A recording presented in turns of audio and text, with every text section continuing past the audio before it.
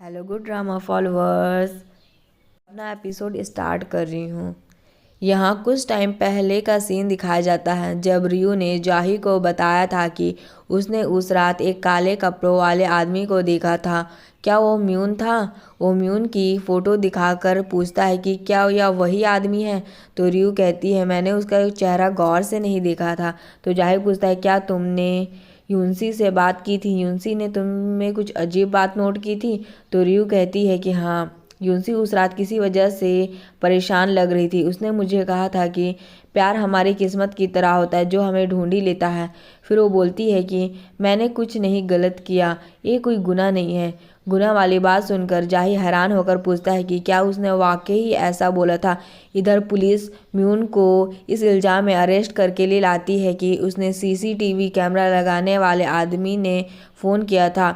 इससे उस hotel owner lady ने कैमरा लगाने बुलाया था, लेकिन वो खुद ही मारी गई। म्यून उससे सबूत मांगता है कि मैंने उससे फ़ोन पर बात कब की। पुलिस के पास सबूत नहीं था, इसलिए वो उन्हें वार्न करके जाने लगती है। तभी ऑफिसर उनसे पूछता है कि यूनसी प्रेग्नेंट थी, इसलिए तुमने उसे मारा। तो म्यून कहता है कि क्या वो बच्चा मेरा था? बेहतर रहेगा कि आप कोई ठोस सबूत दिखाकर बात करें। यह बोलकर म्यून वहाँ से चला जाता है। इधर यून दास को बता रहा था कि मुझे लगता है कि यूनसी को 29 साल पहले वाले कातिल ने ही मारा है। ऑफिसर दास कहते हैं कि पुलिस को म्यून पर शक है। यूनसी के प्रेग्नेंट होने की वजह से उसका झगड़ा होता था। उस बच्चे को अपनाना नहीं चाहता था, इसलिए उसने यूनसी को मारा होगा। यूनसी के कपड़ों पर खून लग गया होगा लड़ाई झगड़े की वजह से। कत्ल नहीं किया है। बाद में जाहे अपने घर बैठकर अपने डॉग को खाना खिला रहा था, तभी उसे याद आता है कि जब उसने रियू से पूछा था कि तुम मेरे साथ घर जाओगी या यून के साथ, तब रियू ने यून को चुना था और वो उसी के साथ घर चली गई।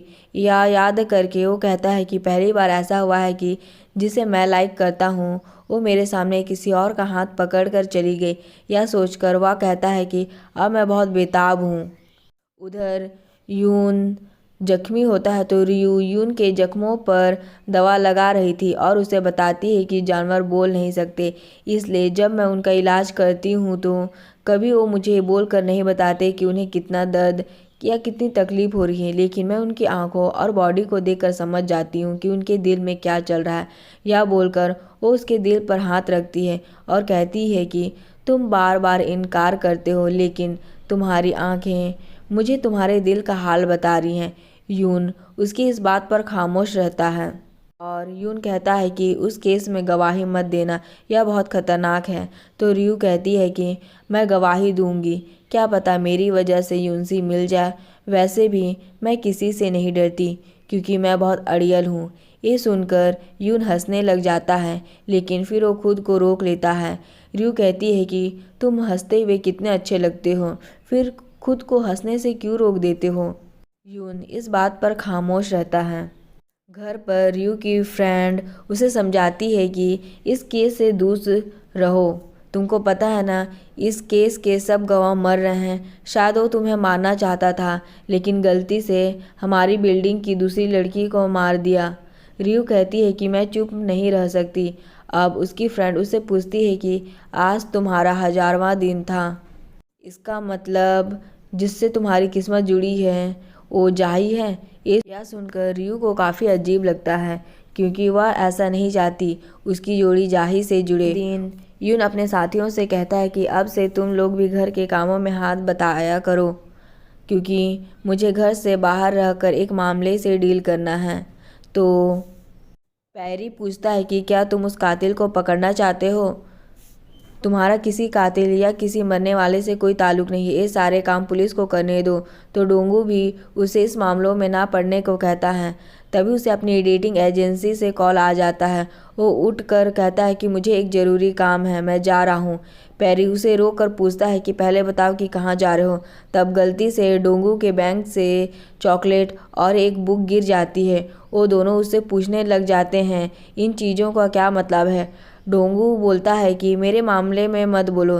तभी डोंग आकर नीचे गिरी चॉकलेट को खा लेता है। यह देखकर वो तीनों उसे पकड़कर उसके मुंह से चॉकलेट निकालने की कोशिश करते हैं, लेकिन कोई फ़ायदा नहीं होता। वो लोग इमरजेंसी में उसे हॉस्पिटल ले आते हैं। उसे बताते हैं कि हमारे डॉग ने चॉकलेट खा ली है। रियू भी वहां आकर डॉग को ट्रीट करने लग जाती है और उसे इंजेक्शन लगा देती है। बाहर बैठे पेरी और डोंगू बहस कर रहे होते हैं कि चॉकलेट डॉग के लिए जहर होती है। दोनों एक दूसरे को इस बात पर ब्लेम कर रहे थे। कुछ देर में रियू आकर उसे बताती है कि अब डॉग ठीक हो चुका है, बस उसे आराम करने की ज़रूरत है। डोंगू उसे थैंक्स कहता है। तभी रियू यून को बिल्कुल ठीक देखकर पूछती है कि तुम्हारे जख्म इतने जल्दी ठीक कैसे हो गए? अभी कल ही तो इतने बड़े बड़े कट्स लगे थे। उसे आगे पीछे से पलट कर चेक करने लग जाती है और खुद को छुड़ाने की कोशिश करता है यून। पैरी खासकर उन लोगों को ऐसा करने से रोकता है। वो यून से पूछती है कि वैसे ये दोनों कौन हैं? यून बोलता है कि ये दोनों मेरे बड़े भाई हैं, पैरी और डोंग। तो पैरी कहता है कि हाँ। तो यून कहती है कि आप लोगों को देखकर लगता है कि यून इसलिए हैंडसम है क्योंकि फैमिली में सभी हैंडसम है। ये बोलते हुए वो डोंगू को देखकर बात बदल देती है। यून उसे बताता है कि हमारा एक और भाई है। इधर डोंग को ड्रिप लगाकर केज में बंद कर लिया गया था, लेकिन वह इंसानी रूप में आ जाता है, इसलिए ड्रिप उतार कर बाहर निकल आता है। डोंगू और पैरी उसे देखकर डोंग का नाम ऊंची ऊंची लेकर पूछते हैं कि क्या तुम ठीक हो? हमें लगा कि तुम मर जाओगे। यून उन लोगों को चुप कराने की कोशिश करने लग जाता है। रियू कहता है कि अच्छा, तो यह तुम्हारा तीसरा भाई है? तो रियू कहता है कि हाँ, ये मेरा तीसरा भाई है, तुमने बिल्कुल ठीक कहा। तभी नर्स आकर बताती है कि डोंग अपने ड्रिप उतार कर कहीं चला गया है। रियू कहती है कि मैंने उसे बाहर आते तो नहीं देखा और वो ड्रिप कैसे उतार सकता है। तभी वो नर्स बाहर बैठे किसी और डॉग को डोंग समझकर उसे लेने भाग जाती है। बाकी सब लोग भी बाहर निकल आते हैं। यून उन तीनों से कहता है कि तुम लोग यहाँ से जाओ वरना बहुत गड़बड़ हो जाएगी। उस डॉग का मालिक रियू को बताता है कि ये मेरा डॉग है, आपको गलतफहमी हुई है। यून भी रियू के पास जाता है। बाकी तीनों कार में बैठकर निकल जाते हैं। यून रियू को बता देता है कि ये डॉग मेरा नहीं है, डोंग नहीं है ये मेरा। इधर पुलिस स्टेशन में सारे ऑफिसर आपस में जाही के बारे में बात कर रहे थे कि रियू उसके सामने यून का हाथ पकड़कर चली गई। वो ऑफिसर बोलता है कि ऑफिसर जाही सिर्फ हमारे मुकाबले में ही हैंडसम है, वरना बाहर तो बहुत सारे खूबसूरत लड़के हैं। जो लड़का कल आया था वो भी कितना खूबसूरत था। अगर मैं लड़की होती तो ऑफिसर जाही की जगह उसी लड़के का हाथ पकड़कर चली जाती। जाही भी साइड पर खड़ा होकर उनकी मजाक भरी बातें को देख रहा था और वो गुस्से में वहाँ से चला जाता है। फिर वो अपने जाही वो ऑफिस में बैठकर याद करता है कि यून ने गुनाह वाली लाल नोट का बताया था और यून ने भी अपने बयान में कहा था कि यूनसी बोल रही थी कि मैंने कोई गुनाह नहीं किया। यह सोचकर जाही यूनसी के घर वो बुक ढूंढने आ जाता है और उसे सेल्फ में वाकई ही एडल्ट्री वाली लाल नोटबुक मिल जाती है। वो ये देखकर काफ़ी हैरान होता है। फिर वो उसे कलेक्ट करके चीफ दास को दिखाता है और पूछता है कि आप यून के ख्याल से कातिल कौन होगा? चीफ कहता है कि हम कभी उस कातिल को पकड़ ही नहीं पाए, ऐसा लगता है जैसे कोई उसकी मदद कर रहा है। ऑफिसर दास उसे 1993 वाले केस की कहानी बताते हैं जब स्कूल की कुछ लड़कियां लापता हो गई थी।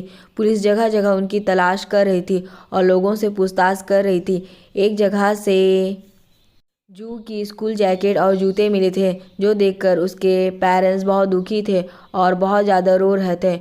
उन लड़कियों की लाशें कहीं नहीं मिली, लेकिन उनकी गुमशुदगी के सारे गवाह एक एक करके मर गए। और तो उस केस के जो चीफ इन्वेस्टिगेशन थे उसने सुसाइड कर ली। तब केस बंद हो गया और 1 साल बाद एक ऑफिसर ने केस दोबारा खोला। उसने पता लगाया कि स्कूल गर्ल्स के अलावा कुछ और औरतें भी लापता हुई थी। सबके पास कातिल की दी हुई एक लाल नोटबुक थी। कातिल ने मरने वाले से कहा था कि इस नोटबुक को पढ़ो वरना सब मारे जाओगे। लोगों ने उसकी बात सीरियस नहीं ली और अगले दिन वो लापता हो गई। जू नाम की एक लड़की थी जिसे उसने गलती से मार दिया, हालांकि उसने कुछ नहीं किया था। जब वो जब वो एक लड़की को मारने वाला था तो पुलिस उस तक पहुंच गई थी, लेकिन वो अचानक से गायब हो गया। तब से उसका कुछ पता नहीं चला। अब लगता है कि वही कातिल फिर से कत्ल करना शुरू कर रहा है।